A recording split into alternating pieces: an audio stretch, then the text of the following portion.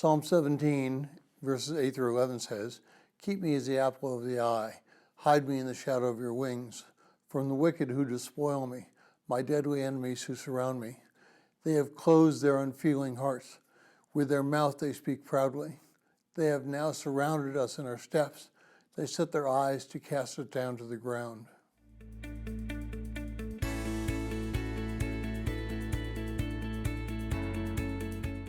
Well, if you're joining us in reading through this 6-month reading plan through the book of Psalms, today's reading is Psalm 17, and I encourage you to read that passage. Well, this psalm actually has 3 parts. Part 1 is from verses 1 to 8 and addresses David's actions before God. They are holy. In addition, there is a request in verse 8 for protection from the evil ones. Part 2 begins at verse 9 and goes through verse 12. Now, it's interesting that in verse 12, he changes from the plural, evil ones, to the singular, evil one. In verse 9 through 11, he addresses the evil ones with the pronoun they, and yet in verse 12, David uses the pronoun he. And we'll talk about that in a moment. And finally, in verse 13 through the end of the psalm, it's a continued request for David's deliverance.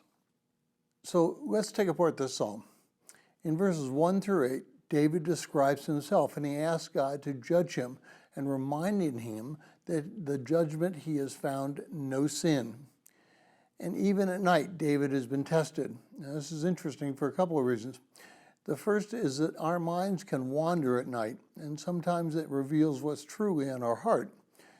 In the Old Testament, and possibly sometimes today, Jews would have the Psalm 53 open where they slept, so that if they woke up during the night, they'd read it and confess their sin, believing that they woke up because in their dreams and their minds drifted to sinful thoughts.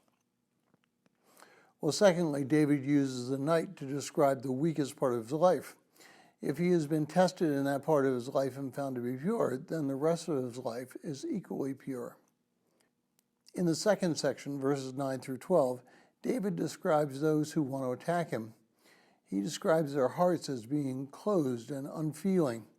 They are 2 very interesting words. The word closed means to tightly seal something. It's like locking something up so that nobody can get into it. And the word unfeeling brings with it the connotation of a fat heart. Now, medically, this is very enlightening. A fat heart makes it hard for the heart to pump blood. The fat totally surrounds the heart, and so it becomes very heavy and not able to respond to the brain's commands. Theologically, we might say that their hearts have been hardened so they do not respond to what they know is correct. These people are out to attack David, to bring him down to nothing. Not only that, they're willing to ultimately destroy that which is true and holy.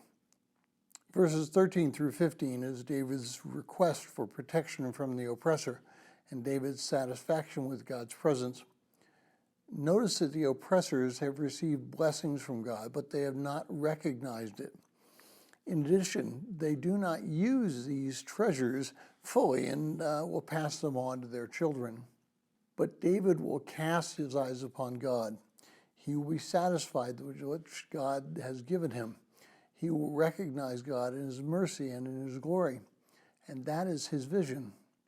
So 2 things kind of jump out of us as we do an application for these verses.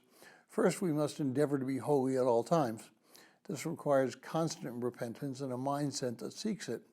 Secondly, we should be satisfied with that which God has given us and seek only his glory through our work and our worship.